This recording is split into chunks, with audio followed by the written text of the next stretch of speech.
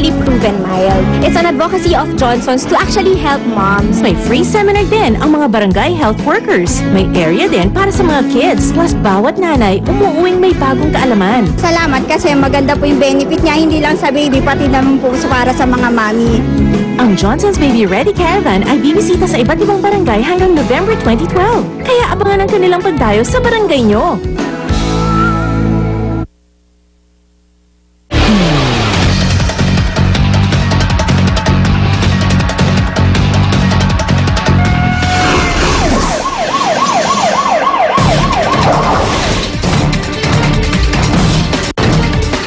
Nagbabalik po unang balita, pataya isang barangay captain sa Quiapo matapos pagbabarilin ng dalawang lalaki. Narito ang report ni Salima Refran. Hindi iniwan ng kanyang mga kabarangay si Sainal Sharif, barangay chairman ng barangay 384 sa Quiapo, Maynila, habang hinahatid ang kanyang labi sa moske maghahating gabi. Ilang oras lang kasi ng pagbabarilin si Sharif ng dalawang lalaki sa kanyang bahay sa Globo de Oro Street. Ayon sa mga saksi, isang motorsiklo sakay ang dalawang lalaki ang pumarada sa tapat ng bahay ni Sharif pasado alas 8 ng gabi. Ito lang daw. Tapos bumaril na yung nakasakay sila sa motor. Parang dito yung infant, may challenger. Yun, kaya hindi narinig eh. Kasalukuyan siya kumakain nung barilin siya. So walang narinig na putok na kahit isa. So nalaman na lang ng mga kasama, may tama na siya. Dinala pa sa ospital si Sharif pero hindi na umabot ng buhay. Nagtamo ang biktima ng dalawang tama ng bala sa ulo at isa sa dibdib. Inaalam pa ng pulisya ang tunay na motibo sa krimen. Bukod sa isang respetadong leader sa Muslim community, malaking negosyante rin sa Quiapo si Sharif.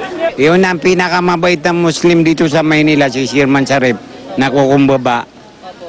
Kahit labor, pinakagusto niya, mas magusto niya pa yung pulubi kaysa mayaman.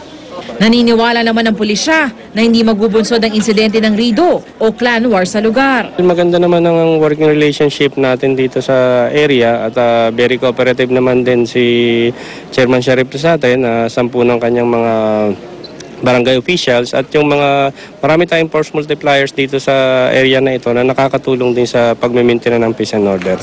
Sisilipin naman ang CCTV sa bahay ni Sharif para makakuha ng iba pang impormasyon sa mga pumatay sa kanya. Ito ang unang balita mula sa Maynila. Salima Refran, reporting.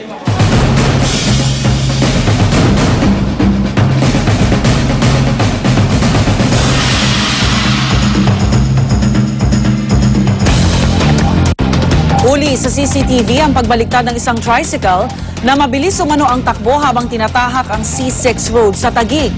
Narito ang exclusive report ni Emil Sumangil.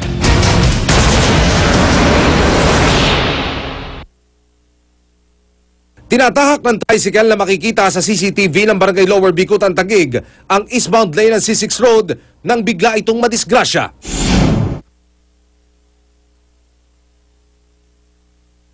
Sa investigasyon, lumilitaw na may kabilisan ang takbo ng tricycle at pagsapit sa kurbada, hindi kinaya ng preno hanggang sa tuluyang nawala ng kontrol sa manibela ang driver.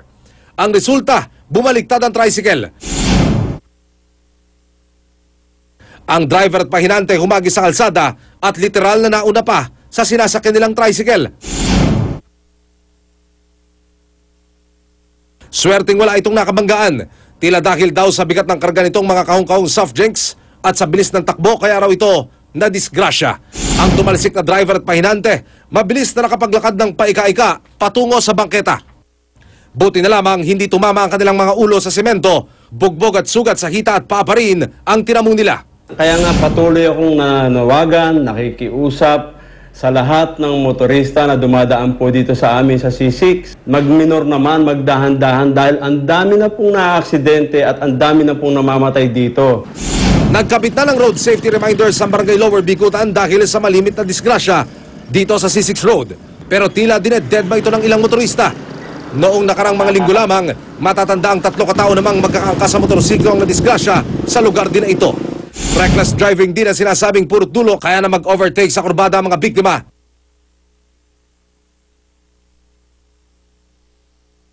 Heto't sa imbornal naman sila pinulot makarang bumangga sa concrete barrier na nasa tabing kalsada.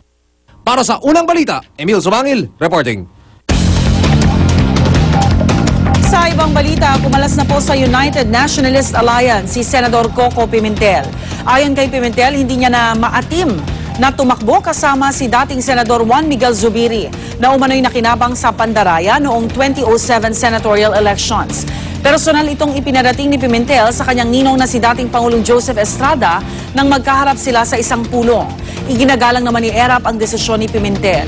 Ikinalungkot naman ni Zubiri ang desisyon, lalo pat maraming taga-Visayas at Mindanao ang gusto raw na magkaisa sila para mas maraming kinatawan ang mga naturang rehiyon sa pamahalaan. Kaugnay po ng balitang yan, mausap natin Senador Coco Pimentel. Good morning po, Senador. Ay, magandang umaga, Igan, at sa inyong lahat po. Maluwag na ba yung paghinga mo? Ibig sabihin, nawala ba yung mga tinik? Opo, at least nailabas ko na ang aking saloobin at napaliwanag ko po kay former President Erap Estrada. Opo. And kay Vice President na rin, dinaan ko po sa kanyang Chief of Staff. Okay, kung mananatili kayo sa PDP, ito yung napag-usapan natin na pwedeng PDP Coco Wing. Hindi na siguro, Igan, hindi na siguro necessary yun. Ang importante lang na yung gagawin ko ay hindi rin naman makaapekto sa coalition. Kasi ang sabi ko sa party mates ko, ako po, tinatanggihan ko po yung nomination ng una bilang senador. Opo. So sabi ko, irespeto naman natin yung coalition agreement natin sa PMP sa una. Pero hindi na po ako makikialam sa una matters. Okay. Pagka may party matters na hindi naman po related sa una, pwede pa po ako makialam doon dahil I am the party president. Pero pag una matters na, papakiusapan ko po yung susunod sa akin, yung executive vice president, si Joey De Venecia, to represent the party. Okay, willing kayo magpaampon, pero ang natitira lang po medyo magkano kayo ng chance ang matulungan din sa susunod na eleksyon ay yung Liberal Party, administration party po yun, Senador.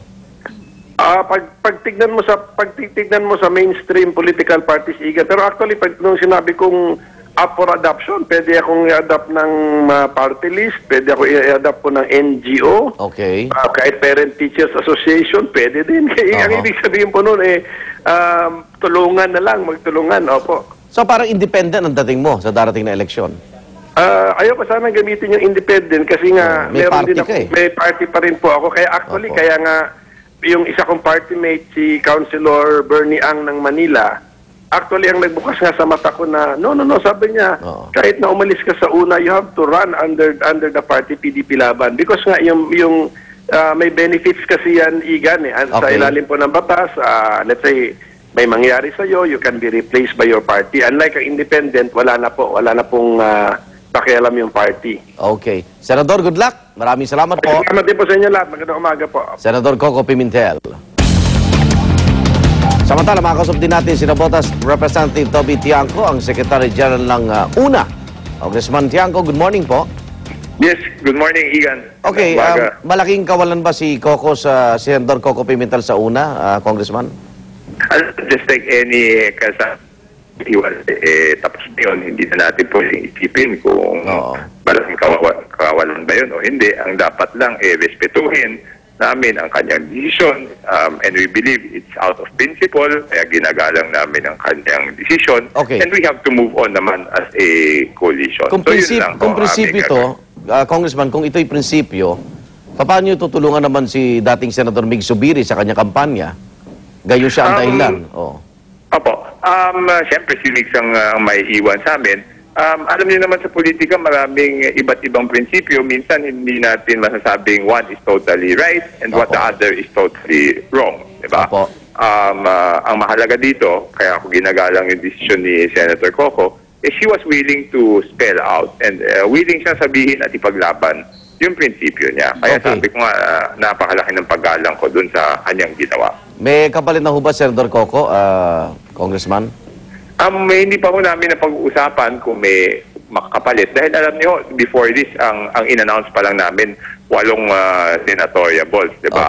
At meron pa sana kaming 5 bakante. Hindi lang namin ma-announce yung 5 bakante because ang kinakausap at ang kumakausap sa amin ay lagpas 5. So ngayon, magiging 6 yung bakante. Pero kulang pa rin para mapagbigyan lahat ng kinakausap namin at kumakausap sa amin kung sakaling lahat ay sasama. Siyempre, there is a process dapat kakaintindihan kayo, dapat pareho ang prinsipyo nyo. So hindi naman ho ganun kadali lang na mag-fill up ng mga kandidato Okay, ano magiging... So pag-usapan ho namin doon sa ExCom sa July 13. Ano magiging papel ng una? Oposisyon? Dahil nasa inyo rin yung Vice President na suportado naman yung kanyang Pangulo.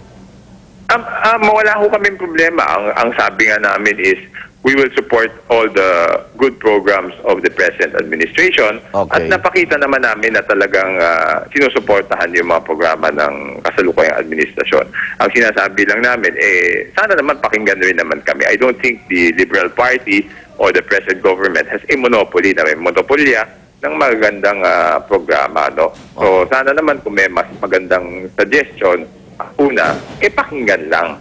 At kung meron naman kami nakikita siyempre yung konting mali, wag naman kaming pigilan na sabihin kung ano yung aming puna. Of course, all of this is para lang mapaganda naman ang takbo ng gobyerno. But I can assure the public and I can assure the government, I can assure the President that lahat ng magagandang programa ng kasalukuyang administrasyon ay susuportahan unang-una. Okay. Congressman, maraming salamat po. Good morning. Okay. Good morning po. Dabotas Representative Toby Tiangco, ang Secretary General ng UNA.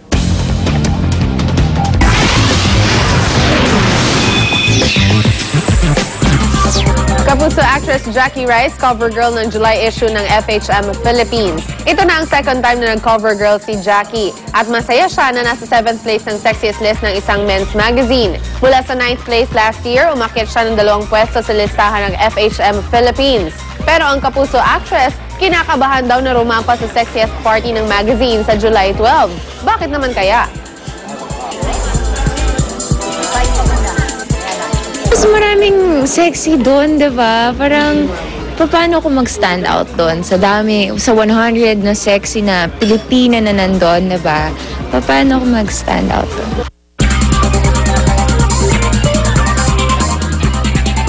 Stay tuned for more of our morning chikahan, maya-maya lang.